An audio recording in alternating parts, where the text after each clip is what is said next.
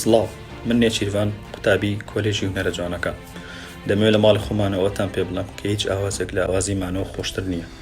مانەوە بۆ ژیانێکی بێڤایرۆزی کۆرۆنا و هەر جۆرە نەخۆشیە. هاوڵاتیان وەرن با بمانەوەمان لە ماڵەوە کۆتایی و شکست بەم ڤایرۆزە بهێنین و لە داهاتوێکی نزیک و لە دوا ڕۆژێکی نزیکدا ئاوازی سەرکەوتن و گۆرانی دژە کۆرۆنا بڵێنەوەنە. ئێمە دەتوانین هەمومان پێکەوە کۆتایی بەم پەتا دژە مرۆڤایەتیە بهێنین، کەواتە بە هەمومان پێکەوە لە ماڵەوە بمێنینەوەنێ. پابەند بین بە ڕێنمایەکانی وەزارەتی تەندروستی و حکوومەتی هەرێمی کوردستان. زۆر سپاس. لە ماڵەوە دەمێنینەوە. لە ماڵەوە ئەمێنمەوە بۆ ئەوەی خۆمان بەپارێزین تکە وڵاتیانی بەڕێز ئێوەش لە ماڵەوە بمێنەوە بۆ ئەوەی کەسە عەزیزەکانتان لەدەست نەدەن.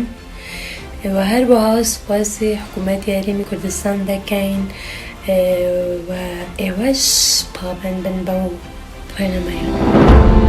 هاوڵاتیان ئێستا کەچی دەبینین ڤایرۆسی کۆرۆنا پەیدا بووە، تەنگەی بە هەموو وڵاتانی جیهان هەڵکردووە.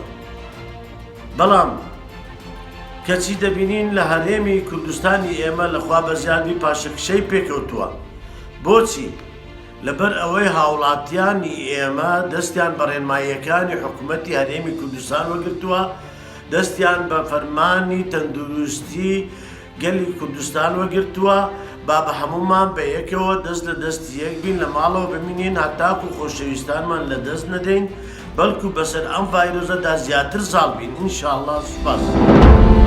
ئەومان لە ماڵ دەمێنینەوە پابەندی بە بڕیار وەزارەتی تەندروستی وەزارەتی ناوخۆ. دەستخۆشی لە دختەرە بەڕێزەکان دەکەم کە گیانی خۆیان خستە تەمەتیشەوە بۆ پاراستنی گیانی ئێمە. دەستخۆشی لە وەزارەتی ناوخۆ، برانی پۆلیس و ئاسایش و شورتە و زێرەبانی دەکەم